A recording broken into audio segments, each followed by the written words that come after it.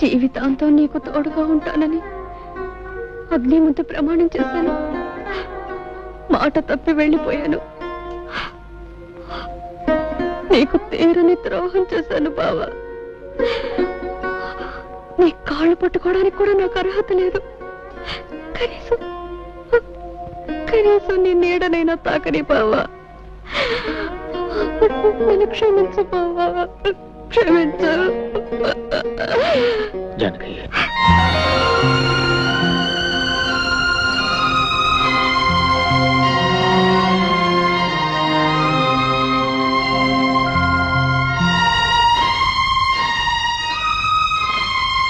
బావా, నన్ను పేరు పెట్టి పిలిచావా? ఒక్కసారి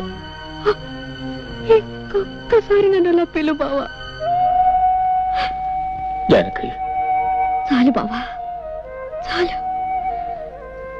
మళ్ళీ నీ నోటితో అలా పిలిపించుకుంటాను అనుకోలేదు. జానకి, బావా, మనస్ఫూర్తిగా నన్ను క్షమిస్తున్నావా?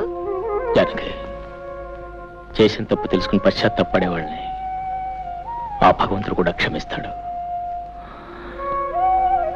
అత్త ఎంత చెప్పింది? అయితే నువ్వు నన్ను నమ్ముతున్నావా బావా? నిజంగా నేను చెడిపోలేదు బావా. నాకు తెలుసు జానకి, జానకి పవిత్రమైందని నాకు తెలుసు. బంగారు లేడిని కోరుకుని బ్రతుకంతా కష్టాలు పాలు చేసుకుంది ఆ జానకి. అందరి వాటి కోసం ఆశపడి బంగారం లాంటి బ్రతుకుని నాశనం చేసుకుంది ఈ జానకి. నాకే శిక్ష చాలదు బావా.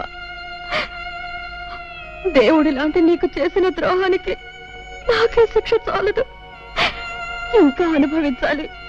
7 జన్మలకి అనుభవించాలి బావా. జానకి, ఆడది చిన్న తప్పు చేసిన జీవితం నాశనం అయిపోతుందని చెప్పడానికి నీ బ్రతికే ఒక ఉదాహరణ.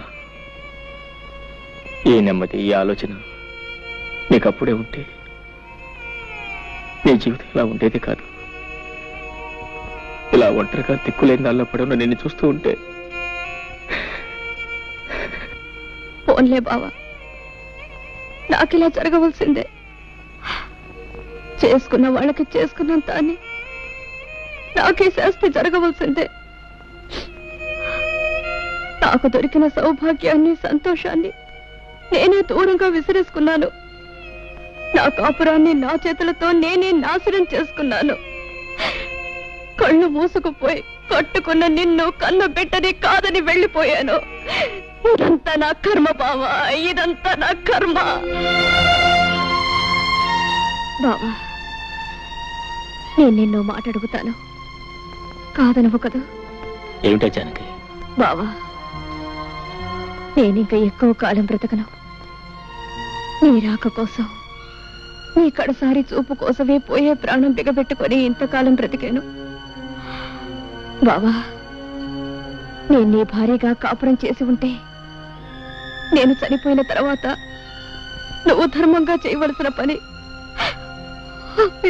ఇప్పుడు నేను భిక్షగా కోరుకుంటున్నాను.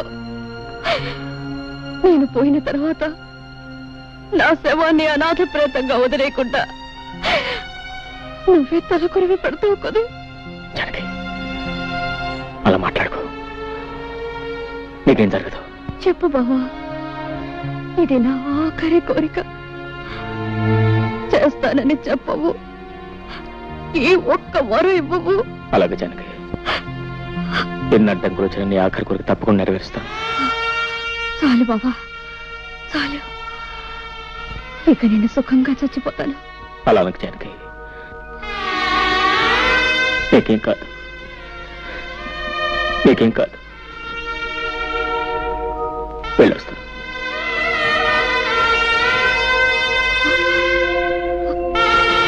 బావా, ఏం లేదు. ఆఖరిసారిగా నేను మళ్ళీ చూడాలనిపించింది, అంతే. ఉంటాను బావా.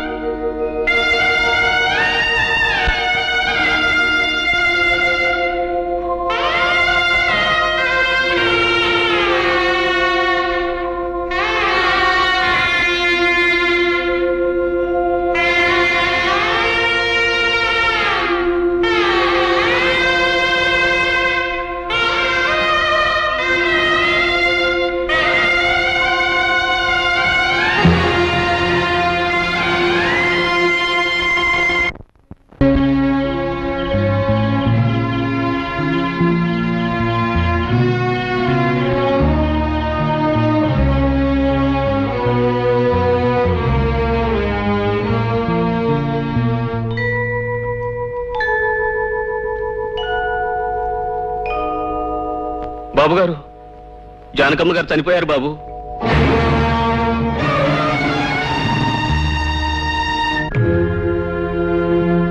ఐదు సంవత్సరాల క్రితం పంచాయతీ చేసిన నిర్ణయం ప్రకారం ఊరు చివరి కొబ్బరి తోటలో జానకి శవాన్ని అనాథ ప్రేతంగా గుర్తించి గ్రామాచారం ప్రకారం అంత్యక్రియలు జరిపించడానికి పంచాయతీ నిర్ణయించింది.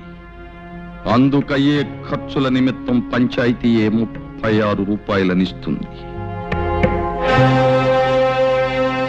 నువ్వేమంటావు రథే బావా?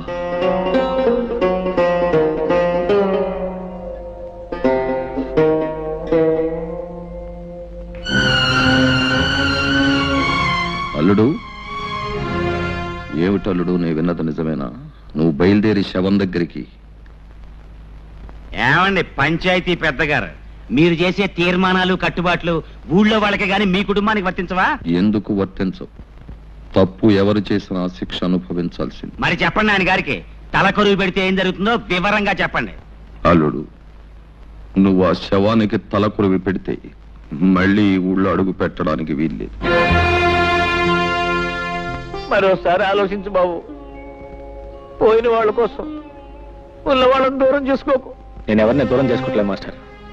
మావయ్య, జానకి చేసిన తప్పే ఉంటో నాకు తెలుసు.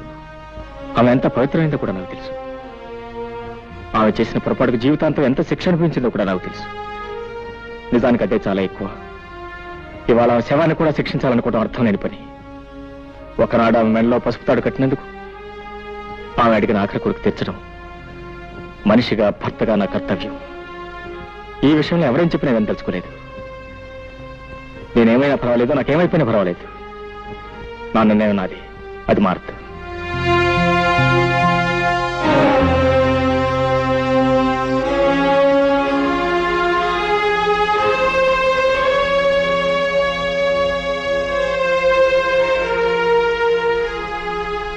నువ్వు కూడా నన్ను వెళ్ళొద్దంటావు. జానకి తలకొరి పెట్టడం నా ధర్మం. నువ్వైనా నన్ను అర్థం చేసుకో. బావా,